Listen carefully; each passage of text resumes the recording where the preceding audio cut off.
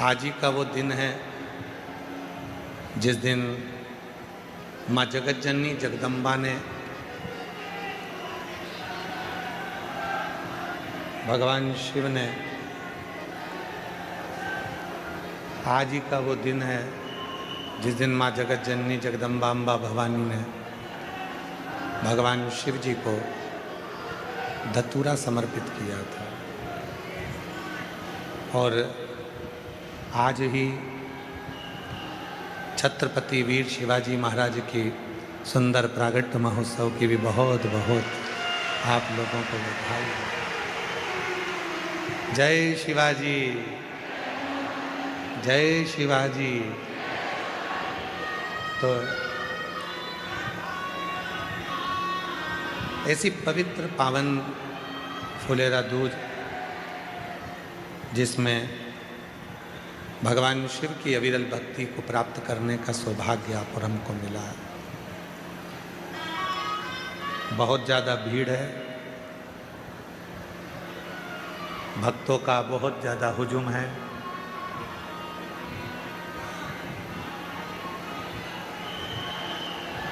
एक भक्ति और एक मुक्ति,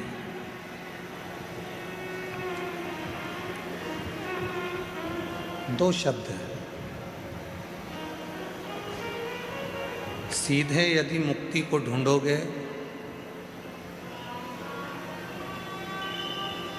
तो प्राण छूट भी जाएंगे, मर भी जाओगे, चले भी जाओगे, प्राण चले भी जाएंगे, फिर वापस पुनः जन्म लेना पड़ेगा। रोज जैसे सेट करते हो वैसा कर दो।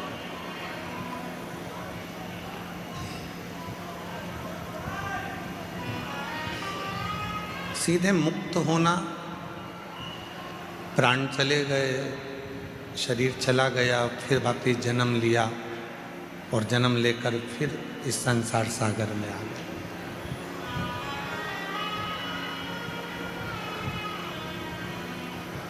पुनरपि जननम और पुनरपि मरणम के जो प्रपंच है, उसी संक्राल में यदि हम चल रहे हैं तो ये केवल मुक्ति का पथ नहीं हो सकता।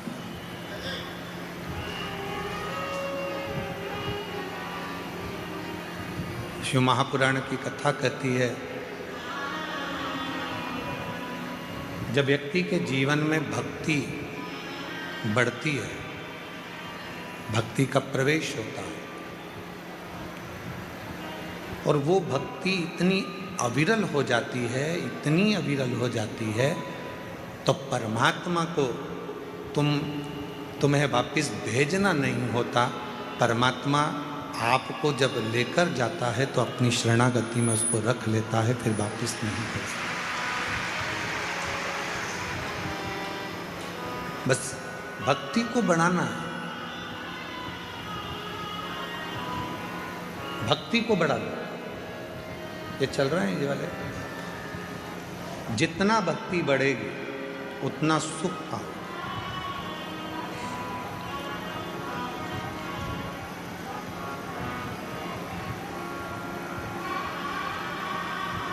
मकान लोन पर मिल सकता है, जमीन लोन पर मिल सकती है, गाड़ी लोन पर मिल सकती है, फ्रिज लोन पर मिल सकता है, वॉशिंग मशीन भी लोन पर मिल सकती है, सोना और चांदी भी लोन पर मिल सकता है।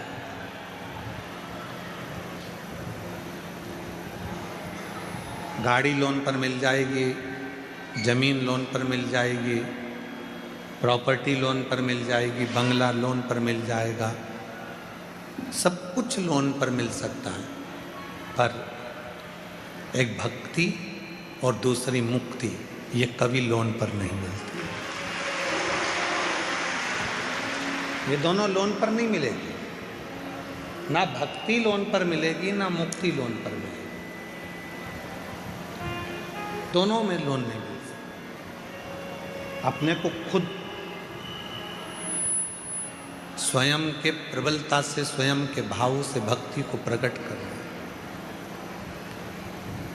और मैंने तेरे ही भरोसे बाबा, तेरे ही भरोसे हवा बिच उड़ती जावांगी बाबा, डोर हर तो चढ़ी घटी भोले मैं तेरी कदम, शंभू मैं तेरी कदम, हवा बिच उड़ती जावांगी बाबा, डोर हर तो चढ़ी घटी। एक भक्ति दूसरी मुक्ति, ये कभी लोन पर नहीं मिलती, कभी लोन पर नहीं मिलेगी।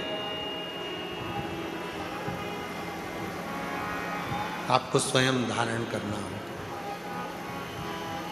आपको स्वयं अपने भीतर उतारना होगा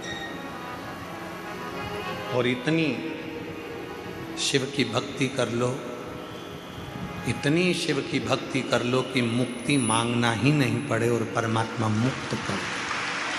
इतनी भक्ति कर।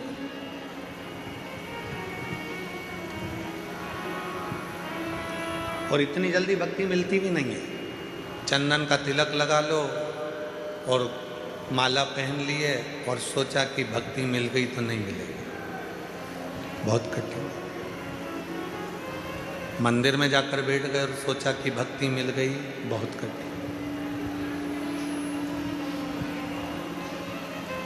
तीर्थ में जाकर बैठ गए और सोचा कि भक्ति मिल गई, नहीं मिल सकती। गंगा यमुना के तट पर जाकर बैठ गए और सोचा कि भक्ति मिल जाएगी, नहीं मिल सकती, नहीं मिल, इतनी जल्दी नहीं मिल सकती। बहुत परीक्षा लेता है वो, बहुत, तब जाकर भक्ति प्राप्त होती है।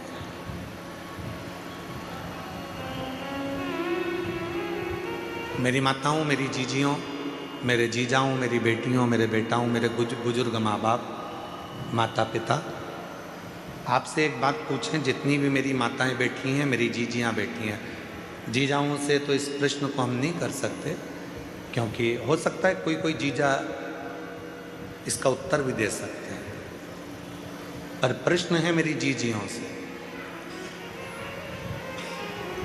नमकीन घर में जब भी तुम तलते हो या नमकीन घर में बनाते हो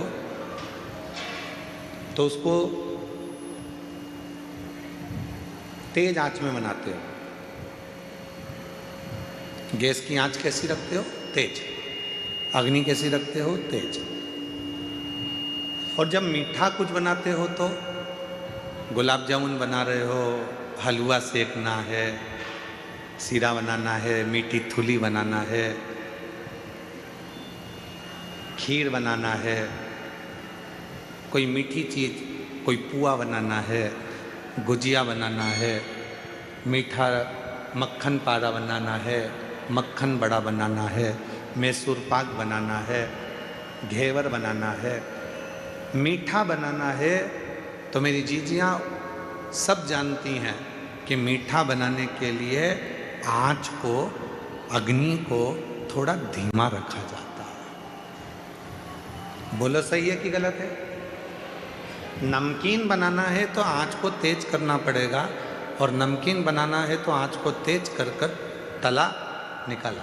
भजिया तेज आँच में, नमकीन तेज आँच में, पोहा तलना है तेज आँच में, चने की दाल तेज आँच में, जितना नमकीन बना रहे हो उसको तेज आँच में बनाना पड़ेगा। पर मीठा, गुलाब जामुन, मक्खन पाड़ा, मैसूर पाक, बेसन चक्की, हलवा, सीरा, खीर, जो भी बनाना है उसको धीमी आंच में बनाना पड़ेगा, धीमी आंच में।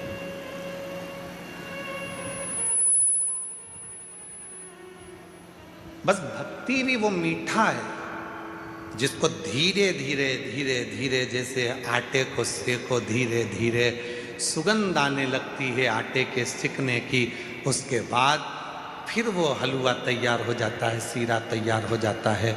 गुलाब जामुन को भी धीमी आंच में सेके जाओ, उसमें स्वाद और कलर अपने आप बदल जाता है। गुजिये को धीमी आंच में सेके जाओ, उसका कलर और आनंद सुगंध अपने आप आना चालू हो जाती है। उसी तरह अपने आप को मिठाई समझो और भक्ति के आनंदमय भावों में इसको सेकना प्रारंभ करो।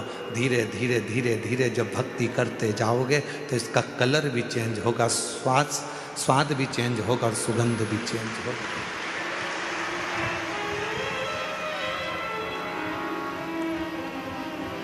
ये चेंज होगा।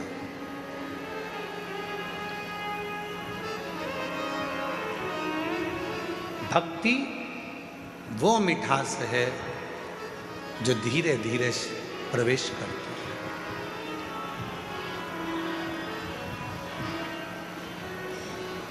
राम जी ने किनके झूठे बेर खाए थे? जम के बोलो। शबरी। किनके घर गए थे? शबरी के घर। राम जी किनके घर गए थे? शबरी के घर। ये दुनिया के लोगों ने कहा कि राम जी शबरी के घर पर गए थे, पर सही मायने में अगर रामचरितमानस को पढ़ोगे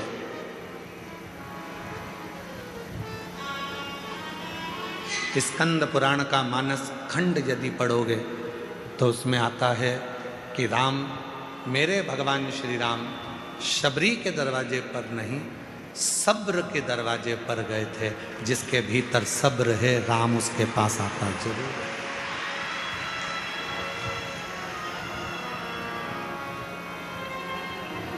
स्कंद पुराण का मानस खंड कहता है, गीता प्रेस गोरखपुर की स्कंद पुराण लेकर आओ, उसका मानस खंड पढ़ो।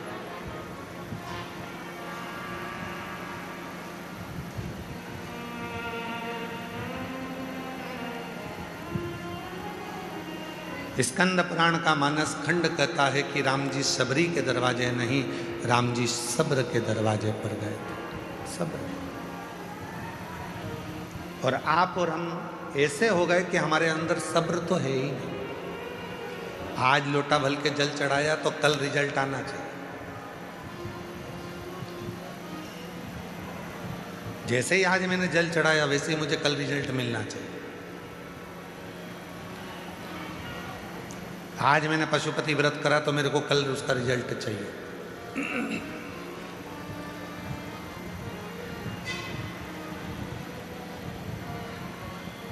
आज मैंने धतूरा चढ़ाया तो मुझे उसका रिजल्ट कल चाहिए। सब्र नहीं है। मेरी जीजियों, मेरे जीजाओं, मेरी बेटियों, बेटाओं, मेरे बुजुर्ग माता पिता, ध्यान देना। शबरी मैया ने कितना सब्र धारण कर कर रखा होगा कि मातंग बाबा कह कर गए हैं कि राम आएंगे, राम आएंगे। कितना सब्र धारण करा है, कितना सब्र।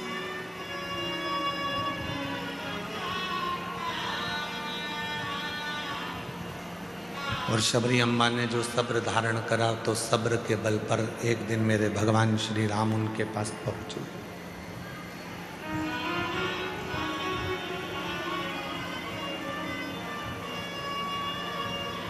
रोज झाड़ू लगाती थी, रोज रंगोली डालती थी, फूलों की सेज बिछाती थी, रोज प्रतिदिन भगवान का इंतजार करती थी, रोज।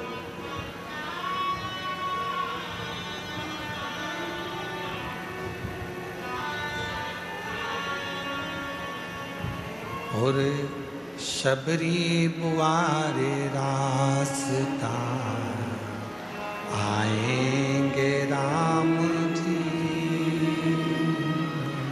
शबरी बुआरे रास्ता आएंगे राम जी, मेरा भी धन्य जीवन बन बनाएंगे राम जी, मेरा भी धन्य जीवन बनाएंगे राम जी। शबरी बुआरे रास्ता आएंगे राम जी, शबरी बुआरे रास्ता आएंगे राम जी। ओ शबरी बुआरे रास्ता आएंगे राम जी, शबरी बुआरे रास्ता आएंगे राम जी, शबरी बुआरे रास्ता आएंगे राम जी, शबरी बुआरे रास्ता आएंगे राम जी, मेरा भी धन्य जीवन बनाएंगे राम जी, मेरा भी धन्य जीवन बनाएंगे राम। शबरी रोज बुआरी लगाती है, शबरी रोज झाड़ू लगाती है, शबरी रोज बुआरी काट रही है, प्रतिदिन झाड़ू लगा रही है, प्रतिदिन बुआरी काट रही है, रोज सेज बिछा रही है, रोज परमात्मा को बुलाने का इंतजार कर रही है। सब्र रखो, थोड़ा सा सब्र। पशुपति व्रत करा, थोड़ा सब्र रखो। शिव जी पे एक लोटा जल चढ़ाते हो रोज, थोड़ा सब्र रखो। आज फुलेरा दूज पे बाबा को धतूरा चढ़ाया है, थोड़ा सब्र रखो। एक बच्चे को भी जन्म लेने में 9 महीने लगते हैं और तुम पशुपति व्रत करके सोचती हो कि बस अब भी हो जाए मेरा काम, अब भी। लोटा भर के जल चढ़ाने से तुम सोचती हो कि मेरा काम बस कल ही हो जाना चाहिए। एक बच्चा भी जन्म लेता है तो उसको 9 महीने लगते हैं। एक बीज को पृथ्वी में डालते हैं तो अंकुरित होने में 1 हफ्ता लग जाता है, 15 दिन लग जाते हैं, 1 महीना लग जाता है, 2 महीना लग जाता है, और तुम्हें तुरंत उसका फल चाहिए। नहीं, तुरंत फल के चक्कर में तुम कहीं ना कहीं किसी ना किसी बाबा जोगी के चक्कर में पड़ जाओगे और आडंबर में फंस जाओगे और तुम्हारी जिंदगी बर्बाद कर लो।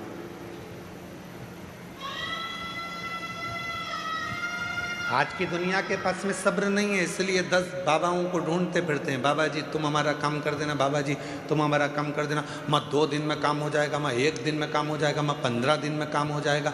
अगर ऐसा ही काम 2 दिन में 5 दिन में होता रहता तो बाबा खुद का काम कर लेता। सब्र रखना पड़ेगा।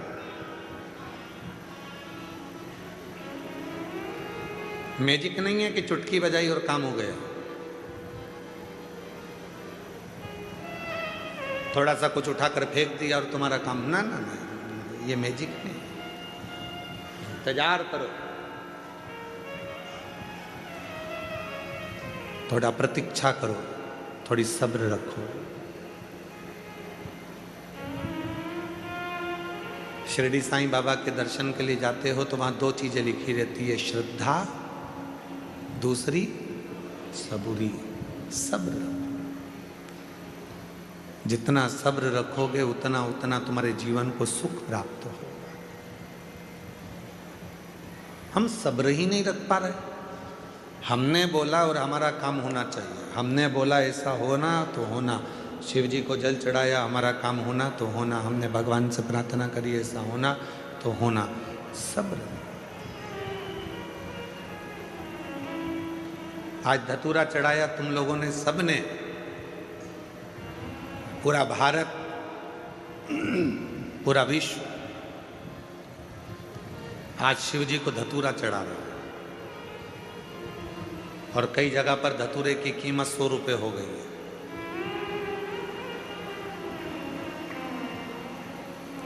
वो तो सोशल मीडिया पे चल रहा है कि भोपाल, इंदौर, नरसिंहपुर, ग्वालियर, आगरा, कानपुर, लखनऊ धतूरे की कीमत 100 रुपये, 150 रुपये, 60 रुपये, 70 रुपये, 300 रुपये तक धतूरा बिक रहा है।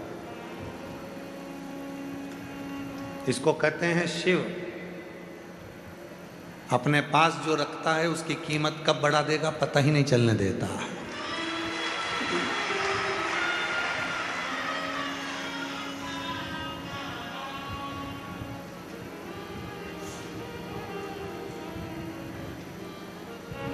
आज आप लोगों ने हल्दी लगाकर धतूरा चढ़ाया है, शिव जी को प्रार्थना करी है, निवेदन करा है, विनती करी है, विनय करा है, बाबा को अपने मन की बात कही है। थोड़ा इंतजार करना, थोड़ी प्रतीक्षा करना, थोड़ी प्रतीक्षा करना, थोड़ा इंतजार करना। इस धतूरे का फल आपको मिलेगा जरूर। बाबा खाली नहीं करेगा, भर कर भेजेगा।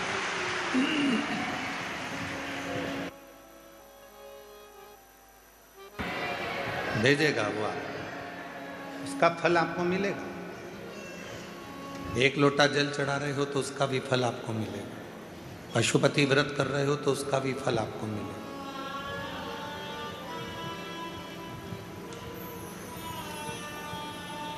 खाली ना जाता कोई दर से तुम्हारे, खाली ना जाता कोई दर से तुम्हारे, मैं भी खड़ी हूँ नन्ही बाहें पसारे, अपने हृदय से लगा लो, लगा लो, गिरा जा रहा हूँ, उठा लो, उठा लो, भोले अपने दर से अब तो ना टालो,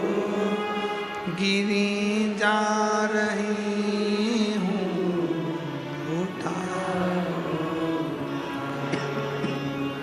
उसका फल आपको प्राप्त मिलेगा। सब्र रखना, इंतजार करना।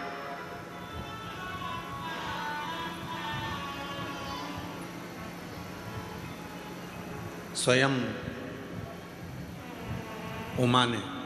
माता उमा ने भगवान महेश से पूछा था। जिन भगवान महेश की संतति में आज भी महेश्वरी समाज को माना जाता है, उन्हीं उमा महेश संवाद करते हैं।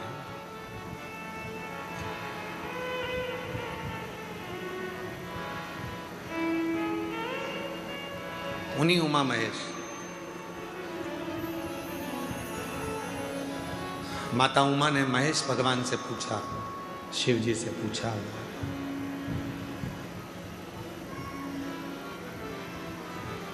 आपकी और हमारी जो संतति होगी, आपका और हमारा जो वंश बढ़ेगा, जरा ध्यान देना इस प्रसंग पर। सब अपने व्यापार में, सब अपने व्यवसाय में, सब अपनी नौकरी में, सर्विस में व्यस्त हो जाएंगे कलिकाल में।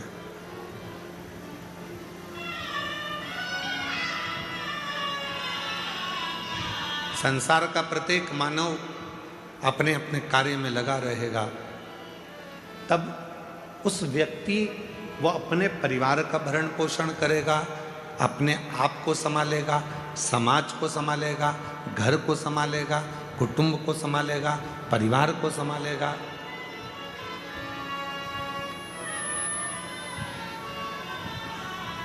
हो सकता है वो आपको भूल जाए, हो सकता है वो आपका स्मरण ना कर पाए, तब आप उस जीव को मुक्त कैसे करेंगे, उसके कार्य को सफलता कैसे देंगे, उसको फलित कैसे करेंगे। भगवान महेश ने माँ उमा को जो कहा वो आपकी जिंदगी में उतार कर रखना।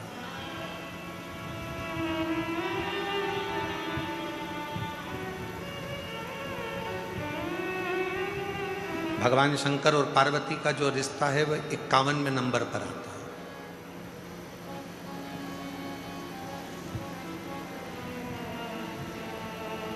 माता सती और शिव जी का जो विवाह है वो 49वें नंबर का है। 50वें नंबर में बीच में सती और पार्वती के बीच में एक भगवान शिव और माता पार्वती का, सती का प्रागट्य एक और हुआ है, जिसमें माता पार्वती जी कोयल बनी हैं और भगवान देवाधिदेव महादेव नीलकंठ बने हैं। ये बीच में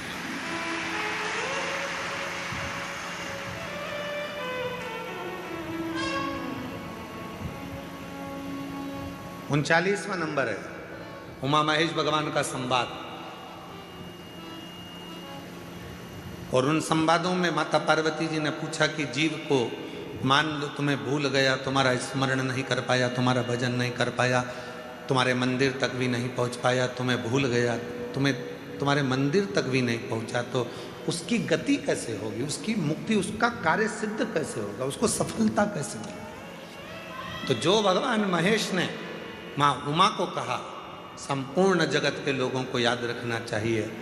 भगवान महेश कहते हैं, उमा, संसार का मनुष्य यदि मुझे भूल भी गया कोई बात नहीं, मुझे भजना भी भूल गया, मेरा नाम भी भूल गया, मुझे नहीं भज पाया, मेरी औलाद, मेरी संतान यदि मुझे नहीं भज पाई, किसी के गले में अगर रुद्राक्ष पड़ा होगा या किसी के मस्तक पर तिलक लगा होगा, भस्म लगी होगी, त्रिपुंड लगा होगा, चंदन लगा होगा, कुंकू लगा होगा, या उसके गले में यदि रुद्राक्ष पड़ा होगा और ऐसा व्यक्ति भी उसके सामने से निकल कर चला जाएगा और उस रुद्राक्ष पहने हुए व्यक्ति का, बच्चे का, बूढ़े का, महिला का, पुरुष का, किसी का भी दर्शन अगर उस व्यक्ति को भी हो गया तो जितना फल रुद्राक्ष पहनने वाले को मिलेगा, उसका दर्शन करने वाले को भी उतना ही फल प्राप्त होगा,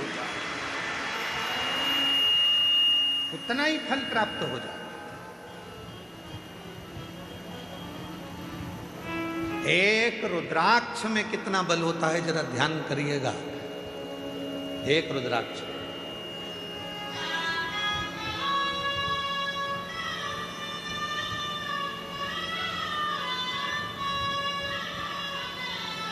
$63 नैनार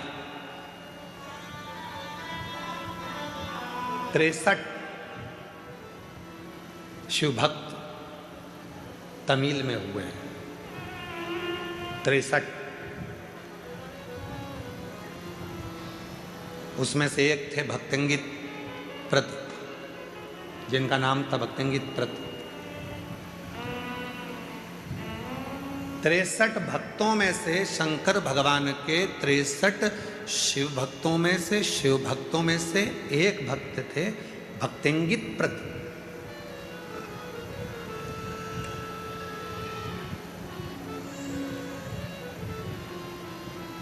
बहुत बड़े पैसे वाले थे, बहुत बड़े। उनके पिताजी भी हीरे पन्ने का काम करते थे और भक्तंगित प्रत पिताजी के जाने के बाद वो भी हीरे पन्ने का काम करते थे। माँ कावेरी के तट पर रहते थे। जैसे उत्तर में माँ गंगा की पूजन होती है, वैसे ही दक्षिण में माँ कावेरी की पूजन होती है। शिव जी के भक्त तो थे ही नहीं, उनका नाम वाम स्मरण में था ही नहीं, वो पहले भक्त नाम ही नहीं था उनका। वो तो एक सेठ थे, धनिक सेठ, पैसे वाले, धनपति, करोड़पति। विदेश में उनका व्यापार होता था भक्तंगित प्रत का। खूब दौलत थी, खूब धन था, खूब वैभव था, कोई कमी नहीं थी। उन्होंने अपनी जिंदगी में शिवालय भी नहीं गए, पर एक नियम उन्होंने अपने जीवन में बनाया था, माँ कावेरी का स्नान करना, माँ कावेरी का दर्शन करना और माँ कावेरी के स्नान कर कर अपने घर आना और अपने व्यापार में लग जाना। अब जो लोग कहते हैं कि हमें दुकान से फुर्सत नहीं मिलती, हमें व्यापार से फुर्सत नहीं मिलती, हमें पढ़ाई से फुर्सत नहीं मिलती, हमें नौकरी से फुर्सत नहीं मिलती, उनके लिए सबसे अच्छी कथा है भक्तंगित प्रद की। 63 नयनारों में से, शिव संप्रदाय के सुंदर भक्तों में से, तमिल के 63 भक्तों में से एक भक्त है, एक भक्त भक्तंगित प्रद।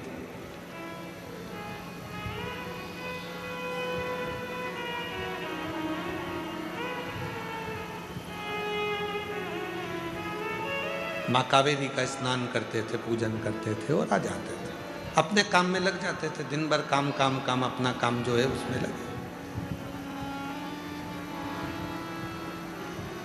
धर्म पत्नी के औलाद नहीं थी, संतान नहीं।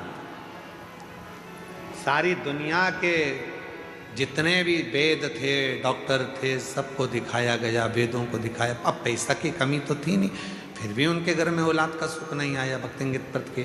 और जब भक्तंगित प्रद के घर में जब संतान नहीं हुई तो उन्होंने विचार कर लिया कि ये दौलत, ये हीरे, ये जवाहरात, ये धन, ये दौलत किस काम का। अब व्यापार करूंगा पर मेरा व्यापार मैं नहीं संभालूंगा, मेरे नौकर संभालेंगे, सेवक संभालेंगे और अपन तो अपनी बस घर में आराम करेंगे।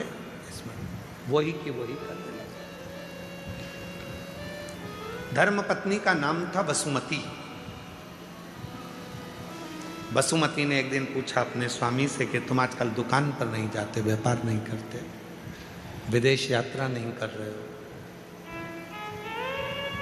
हीरा जवाहरत बेचने के लिए नहीं जा रहे हो। भक्तंगित प्रद ने कहा कि मुझे अब जाने की जरूरत नहीं है, अब नहीं जाऊंगा। किसके लिए कमाऊंगा? जब औलाद ही नहीं है तो फिर कमाना क्या?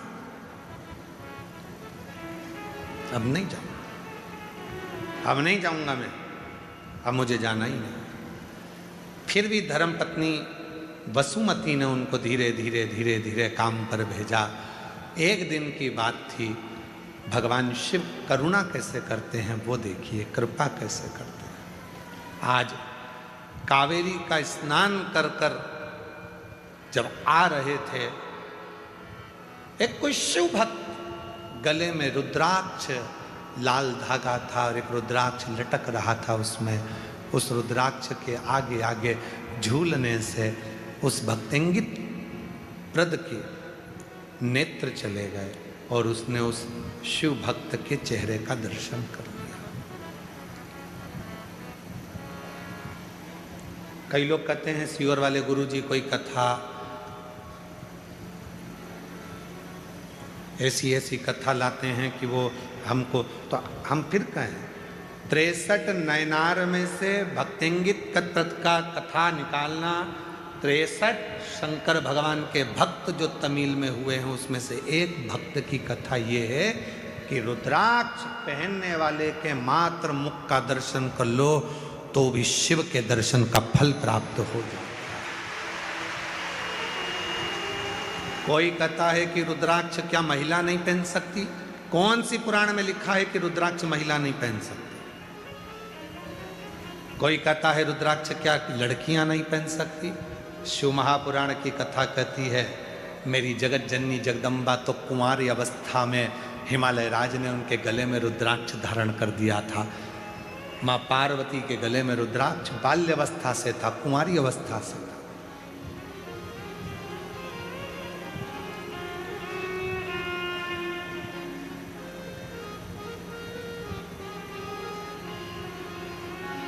रुद्राक्ष जिसको तुम धारण कर, कोई व्यक्ति पहना, यहाँ आते हैं कई भक्त जो बेलपत्री लेने के लिए आते हैं तो हम देखते हैं उनके गले में रुद्राक्ष, कोई भाई है, कोई बच्चे हैं, कोई माताएं, उनके गले में जब रुद्राक्ष दिखता है तो रुद्राक्ष जब जिसके गले में दिखता है तो हम उसके चेहरे का दर्शन जरूर करते हैं। क्यों? उसमें मेरा शिव बसा है, इसलिए वो रुद्राक्ष पहन कर यहाँ पर। और जिसके गले में रुद्राक्ष नहीं होता वो बाजू में खड़े होकर भी चिल्लाता रहता है बाबा जी बाबा जी बाबा जी, तो भी हम उसको देखते ही नहीं। रुद्राक्ष है तो दृष्टि अपने आप जाती है।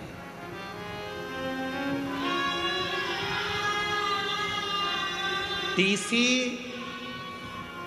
ट्रेन का जो टीसी होता है, टिकट काटने वाला होता है, तुम टिकट लेकर बैठोगे तो तुम्हारे पास वो टीसी आएगा ही नहीं।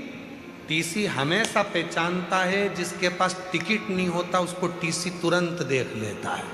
यही है। अच्छा, उसके पास में कोई जड़ी बूटी तो है नहीं, उसके पास कोई जादू भी नहीं है कि वो तुम्हारे बिना टिकट को तुरंत पहचान लेता है। उसको वो निगाह से पहचान जाता है, उसके हाव भाव से पहचान जाता है कि इसके पास में टिकट है और इसके पास में टिकट नहीं है। बस टीसी उसके मन के अनुभव से समझ जाता है। उसी तरह शिव का भक्त आपके गले में अगर रुद्राक्ष होगा तो आपका केवल उस गले का कंठ देखकर, आपका हाव भाव देखकर समझ जाएगा कि इसने रुद्राक्ष धारण कर रखा है, तो दृष्टि चली जाए।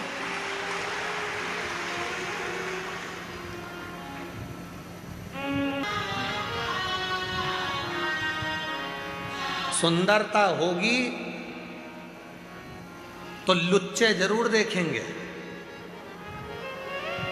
सुंदरता होगी तो लुच्चे जरूर देखेंगे, गले में चेन होगी तो चोर जरूर देखेंगे, और गले में रुद्राक्ष होगा तो महाकाल जरूर देखेंगे। महाकाल जरूर देखेंगे। कितना सुंदर हो तुम, वो लुच्चा कहीं से छुप के कितनी सुंदर है, कितनी सुंदर है, कि वो लुच्चा देखेगा। और तुम्हारे गले में जैसे ही सोने की चेन पड़ी तो चोर पीछे पड़ी। अब जरा विचार करो, सोने की चेन देखकर चोटा पीछे पीछे आता है, तो रुद्राक्ष देखकर मेरा कालाधिपति महाकाल भी पीछे पीछे आता है। रुद्राक्ष देखकर वो शिव पीछे आता है।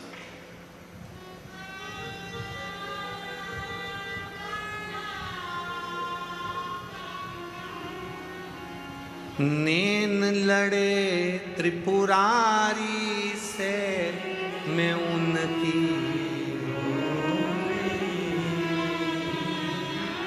नैन लड़े त्रिपुरारी से मैं उनकी हो गई, मेरे नैनन बरसे नीर से सखी सीहोर जाऊंगी, मेरे नैनन बरसे नीर से सीहोर जाऊंगी, सीहोर जाऊंगी, कुबरेश्वर जाऊंगी, सीहोर जाऊंगी, कुबरेश्वर जाऊंगी, मेरे नैनन बरसे नीर सखी सीहोर जाऊंगी, मेरे नैनन बरसे नीर सखी सीहोर जाऊंगी। नैनों से अश्रु टपकता, अश्रु। कल दो माताएं बात कर रही थी दरवाजे के बाहर बैठकर, अंदर आवाज आ रही थी, दोनों ना जाने कहां से आई थी, पता नहीं। अरे 2028 में सिंहस्थ भरा रहा उज्जैन को, अपन तो 15 दिन पहले आ जाएंगे।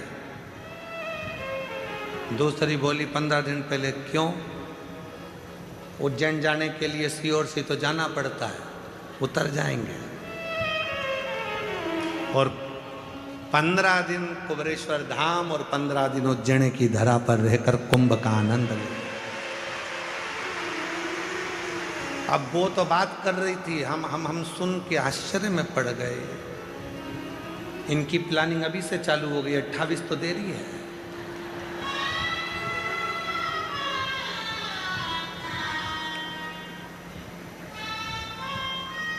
शिव को भजो। रुद्राक्ष यदि गले में है तो मेरा महाकाल, मेरा शिव देखता है, शंकर देखता है। कोई परखैया सोना खरीदना है तो जो सोने की परख रखता है उसको साथ लेकर जाओ। पहले ऐसा होता था शादी ब्याह में, चांदी की रकम लेना है तो चांदी की पहचान। एक जिज्जी तुम हमारे साथ चलना हो, तुम अच्छे से देख लेती हो कि कौन सी साड़ी अच्छी है, बहू को चढ़ावे में देना है, बेटी की शादी में देना है, तो तुमको ज़्यादा परख है। जिसको कपड़े की परख है उसे कपड़े में ले गए, जिसको सोने की परख थी उसको सोने में ले गए, जिसको इलेक्ट्रॉनिक सामान की परख है तो मामा जी से कह दो कि वो आएंगे तो फ्रिज देख ले कौन सा लेना है, क्योंकि उनको ज़्यादा अंदाजा है। मामा जी फ्रिज देख रहा है, जिसको कपड़े का ज्ञान था वो कपड़ा देख रहा है, जिसको सोने का ज्ञान था उसको सोना देख। सोने की परख वाले को सोना लेने जाओ तो साथ ले जाओ, कपड़े की परख वाले को कपड़ा लेने जाओ तो साथ ले जाओ, इलेक्ट्रॉनिक सामान की परख वाले को इलेक्ट्रॉनिक सामान लेने जाओ तो साथ ले जाओ, लकड़ी की परख करने वाले को लकड़ी की पहचान वाले को लेकर जाओ। उसी तरह यदि भोलेनाथ से मिलना है तो किसी भोले के भगत के साथ रम जाओ तो वो भगत अपने आप शिव से मिला है, उसके साथ रमना पड़ेगा। रमना से मतलब है भजन करना पड़ेगा, स्मरण करना पड़ेगा, संकीर्तन करना पड़ेगा, मंत्र जाप करना पड़ेगा, स्मरण करना पड़ेगा। और कोई तुमसे कह दे कि तुम अपना घर छोड़कर मेरे साथ सन्यासी बन जाओ, तुम अपना घर छोड़कर साधु बन जाओ, तुम अपना घर छोड़कर तपस्वी बन जाओ, तुम अपना घर छोड़कर गंगा के तट पर जाकर बैठ जाओ, उससे कह देना सियोर वाले महाराज ने मना करा है, हम ना सन्यासी बनेंगे, हम ना तपस्वी बनेंगे और ना हम कहीं जाकर बैठेंगे। हम सियोर वाला बाबा कहता है कहीं मत जाओ, अपने घर में रहो और उस परमात्मा को याद करते रहो, तुम्हारा घर ही तुम्हारा गंगा का तट बन जाए। कहाँ भटकना, कहाँ जाना, क्यों भटकना हमको यहां से?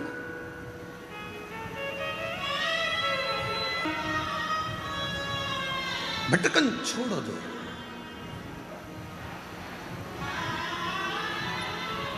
भटकन छोड़ो। शिव कथा कर रही है, भगवान शंकर का चरित्र कर रहा है। भक्तिंगित प्रद रुद्राक्ष पहने हुए एक व्यक्ति का दर्शन कर लेता है और घर आ जाता है। घर आकर उसने अपनी धर्म पत्नी वसुमती से कहा कि आज मुझे मार्ग में एक कोई रुद्राक्ष पहना हुआ कोई भक्त नजर आया, उसको देखकर बड़ा अच्छा लगा। अब एक रुद्राक्ष क्या क्या कमाल करता है वो शिव पुराण की कथा में इन तमिल के 63 शिव भक्तों की कथा में से एक भक्तिंगित प्रत की कथा कर रही है। भक्तिंगित प्रत की एक रुद्राक्ष कितना कमाल करता है वो देखिए। जो दुनिया के लोग कहते हैं सीहोर का रुद्राक्ष, कुबरेश्वर धाम का रुद्राक्ष, और सत्यता है जिसने इस कुबरेश्वर धाम का रुद्राक्ष लिया है उसको मालूम है कि रुद्राक्ष ने क्या कमाल किया, उसको मालूम है। जिसको मिला वो क्या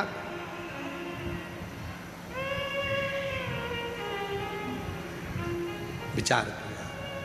अब वो रुद्राक्ष ने अपना कमाल करना चालू करा। भक्तिंगित प्रत कभी शिव के मंदिर नहीं जाता था, कभी सत्संग में नहीं जाता था। उस रुद्राक्ष के पहने हुए व्यक्ति का मुख का दर्शन करा और फिर भक्तिंगित प्रत दूसरे दिन कावेरी का स्नान कर कर आ रहे थे। कानों में सूचना मिली कि पास में कोई संत प्रवचन दे रहा है। पहुंच वो रुद्राक्ष खींच लाया। जहां पहुंचे वहां पर एक त्रिपुंड लगाया हुआ सन्यासी संत गले में रुद्राक्ष की माला पहना हुआ शिव महापुराण की कथा कर रहा था। भक्तिंगित प्रत वहीं बैठ गए और बैठकर कथा को सुनते रहे। मन लग गया। एक रुद्राक्ष ने उसको एक ऋषि के पास भेज दिया, ऋषि ने उसको कथा सुनाकर शिव के पास भेज दिया। अब तो भक्तिंगित प्रत घर पहुंचा तो अपनी धर्म पत्नी से बोला कल से तू भी कथा में चल। धर्म पत्नी भी स्नान करती है, पूजन करती है, कावेरी का स्नान कर कर संत के प्रवचन में शिव पुराण सुनने के लिए बैठ जाती है।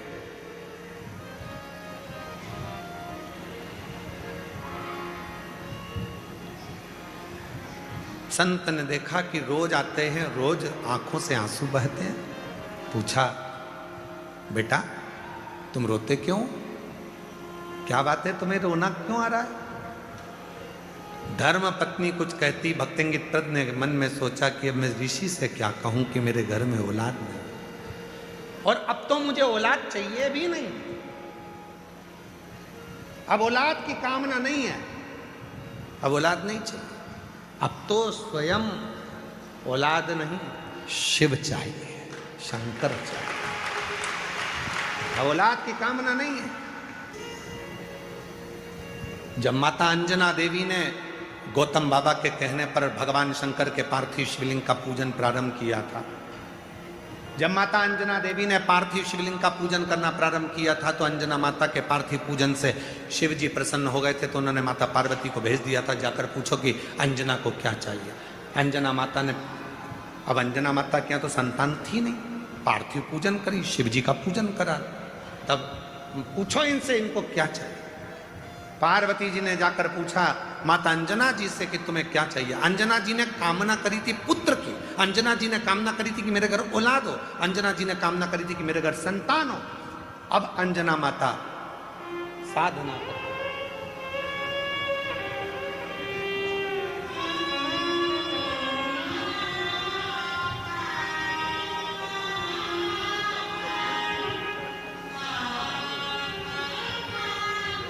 एक बार स्वामी जी के लिए जोरदार ताली बजाकर साधुवाद, जिन्होंने अपना कीमती समय रुद्राक्ष महोत्सव के इस पवित्र अवसर पर दिया।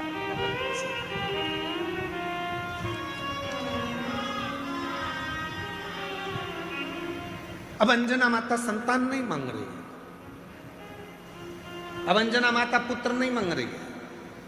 पार्वती जी ने पूछा क्या चाहिए तुमको, तुमने तब साधना करी, पार्थिव पूजन किया है, क्या चाहिए? अंजना माता कहती है मैं चाहती हूं कि मुझे शिव मिले मेरे बेटे के रूप, मेरे घर में शंकर भगवान प्रकट हो। पार्वती जी ने शिव जी से कहा तो शिव जी ने कहा बड़ा मुश्किल है, मेरे अंश अंश अंश अंश अंश अंश अंश अंश 1000 गुना अंश को भगवान शिव कहते हैं जब प्रकट करा जाए तब एक अंश मैं अंजना माता के गर्भ से प्रकट कर सकता हूं। शंकर सुमन केसरी नंदन तेज प्रताप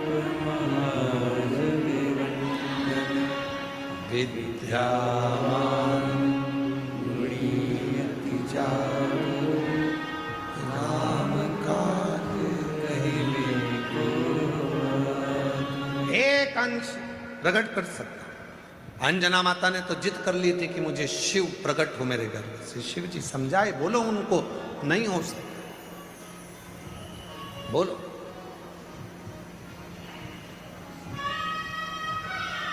और वह अंश भी कितना भारी था विचार करिएगा।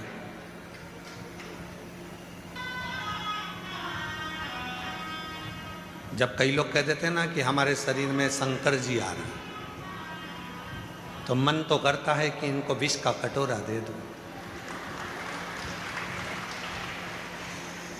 फिर कोई कहता है कि हमारे शरीर में हनुमान जी आ रहे हैं,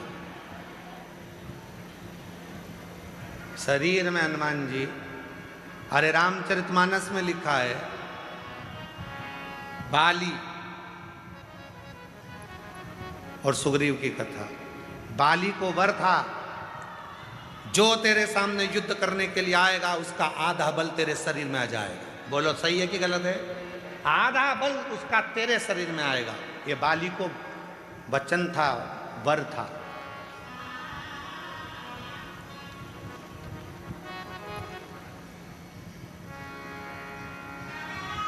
सुग्रीव के मित्र थे हनुमान जी महाराज।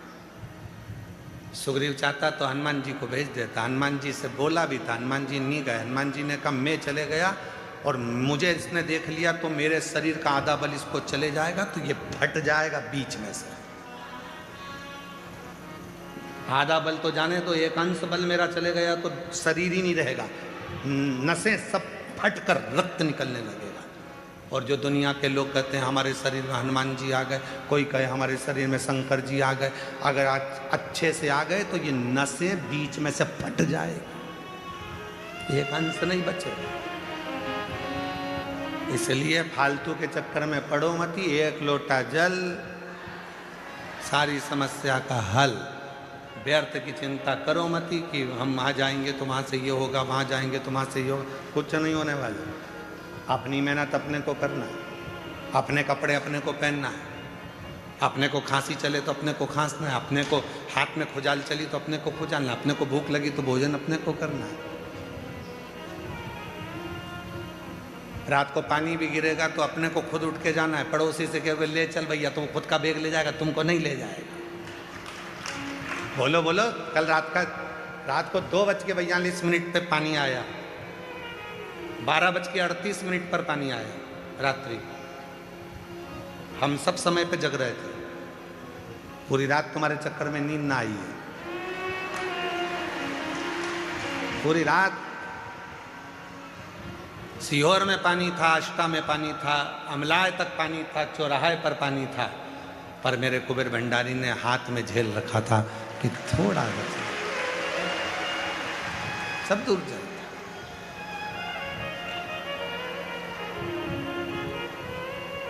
आया थोड़ा बहुत आया तो हम सुन रहे थे, बैग तुम्हारा बैग तुम्हें उठाना है, अपना बोझा अपने को ही उठाना। इसलिए सामान उतना लेके आओ कुबेरेश्वर धाम पे जितनी तुम्हारी जरूरत हो। अब लेके ढेर सारा आ गई, ले जाना भी उतने। और ऊपर बच्चा था तो बाजार में घूम के दे जरा, एक फोटो दे दो, एक गुच्छा दे दो, बंदरवाल दे दो, सामान इतना इकट्ठा। और ऊपर से जितने भी भक्त आए तो कोई ने टॉफी बांटी, कोई ने बिस्कुट बांटा, और तुम बैग में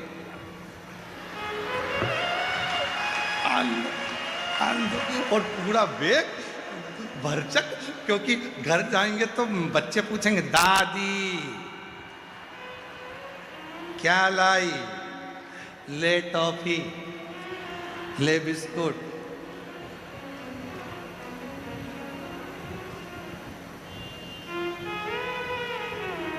कितना कितना भाव है सब लोगों का, कितना प्रेम है आप लोगों का। तो ये भार थोड़ा कम रखो, ठीक है, अपने भाव से अपने आनंद में आओ, अच्छे से आओ। पिता का घर है, बहुत प्रेम से खूब भरपेट पाओ। 10 बजे से भोजन चालू होता है, रात के 8 बजे तक चलता है। 3 ट्रिप निपटा रहे हो, सवेरे का अलग, दोपहर का अलग और शाम का अलग। 5 रुपए की एक पानी की बोतल मिल जाती है, 1 लीटर की। पेटी पास में लग के बैठे हो, साड़ी डाल के।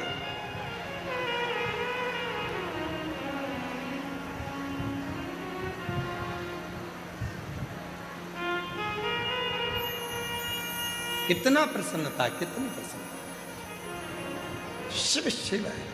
तो ये विचार भक्तेंगित प्रत के मन में आ गया और भक्तेंगित प्रत पत्नी को लेकर गया। वसुमती ने कथा सुनी, मन लग गया कथा में। अब संतान में नहीं मांग रहे हैं भक्तेंगित प्रत, अब औलाद नहीं मांग रहे हैं, अब उन्हें संतान नहीं चाहिए, अब शिव चाहिए।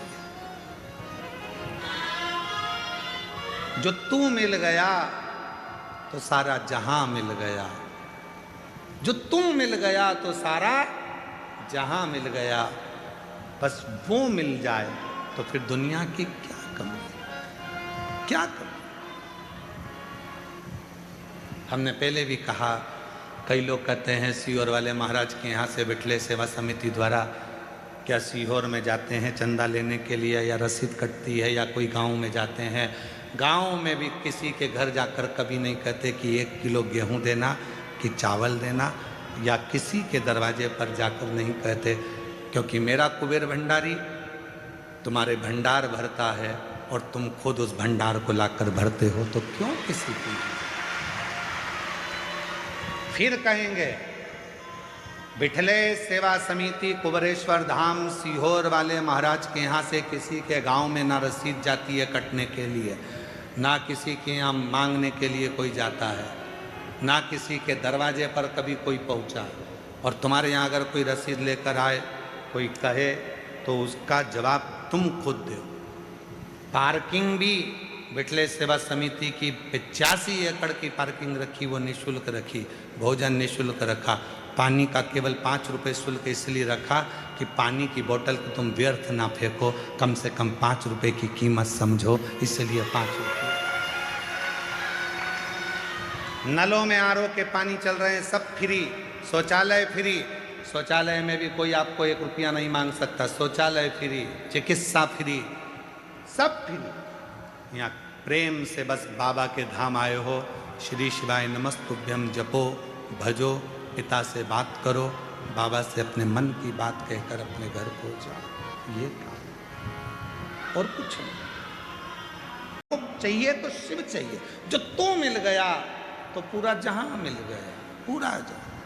अब मैं औलाद मंग भी लूंगी तो क्या करूंगी मंग कर, तुम मेरे पुत्र के रूप में रहो, तुम मेरे बेटे बन जाओ। दोनों प्रवचन सुन रहे थे, संत प्रवचन दे रहे थे। भक्तिंगित प्रत ने संत से जाकर निवेदन करा कि मैं पहले औलाद के लिए, बच्चे के लिए, पुत्र के लिए आंखों से आंसू बहाता था, अब मुझे पुत्र नहीं, अब मुझे ये बताओ कि मेरा शिव प्राप्त कैसे होंगे। संत ने मुस्कुराकर कहा, शिव को पाना बहुत कठिन है, इसलिए एक काम कर, जिसके गले में रुद्राक्ष पड़ा हो, मस्तक पर भस्म लगी हो, तिलक लगा हो, उसकी तू सेवा करना चालू कर दे। भगवान को पाना है तो शिव भक्त को पकड़ ले तो शिव पकड़ाई में आ जाते हैं। शिव भक्त को पकड़ो। आप सभी के कंठ में रुद्राक्ष विराजमान है, सबके गले में लाल धागे में रुद्राक्ष रखा हुआ है, सबके पास रुद्राक्ष है, बच्चे भी पहने, माताएं भी पहनी हैं, बुजुर्ग भी पहने, बड़े भी पहने। आप जब यहाँ आते हो, इतने सारे शिव भक्त आपको टॉफ़ी बांटते हैं, बिस्कुट बांटते हैं, पानी की बोतल बांटते हैं, पोहा बांटते हैं, समोसा बांटते हैं, हलवा बांटते हैं, आइसक्रीम बांटते हैं। कल रात को कोई भोपाल का एक भक्त आया था, गाड़ी भरकर आइसक्रीम लेकर खूब बांट कर गए। कोई हरियाणा से एक भक्त आए हैं, वो कहाँ बैठे हैं, यहाँ कहीं बैठे हुए हैं, वो प्रत्येक शिव या रुद्राक्ष उत्सव में, कावड़ यात्रा में 22 बोरा भर भर कर पोहा गला गला कर पोहा बढ़वाते हैं, और आज भी उनका 7 दिन से लगातार पोहा। ये इनको एलईडी पर आप देखिए, एलईडी पर देखिए। शून्य पे थे जब बाबा के धाम पर आते थे, आप उनसे उनकी खुद की कहानी सुनना। शून्य पे थे जब कुबेरेश्वर धाम आते थे। इसको शिव कहते हैं। किसको खिलाने आयो? जिसके गले में रुद्राक्ष है। किसको देने आयो? जिसके मस्तक पर तिलक है, त्रिपुंड है, तिलक लगा है, जो शंकर की भक्ति में डूबा हुआ है। शिव महापुराण में भक्तिंगित प्रत की कथा कर रही है। 63 शंकर के भक्तों में से भक्तिंगित प्रत की कथा कहती है कि जिसके गले में रुद्राक्ष पड़ा होता है, मस्तक पर तिलक लगा होता है, उस शिव भक्त का यदि मुख भी झूठा कराया जाता है तो लगता है कि शंकर ने प्रसाद पाया है और उसका फल मिलता है, उसका फल मिलता है। क्यों हम शिव पुराण में कहते हैं? जजमान तो व्यवस्था करता ही है, प्रत्येक शिव पुराण में भंडारा चलाता है जजमान, व्यवस्था करता है जजमान। फिर भी हम कहते हैं अपने घर से आओ तो कुछ खाने पीने का लाओ, मठरी बना लाए, खुरमे बना लाए, चने ले आए, कुछ भी लेकर आओ। बाजार से चाहे पानी का पाउच ले लो, पानी की बोतल ले लो, चाहे बिस्कुट ले लो, चाहे टॉफी ले लो। इन शिव भक्तों को खिलाओगे तो इनका खिलाया गया खाली नहीं जाएगा, एक ना एक दिन तेरा भंडार भर कर जाएगा। मुख झूठा कराओ इनका।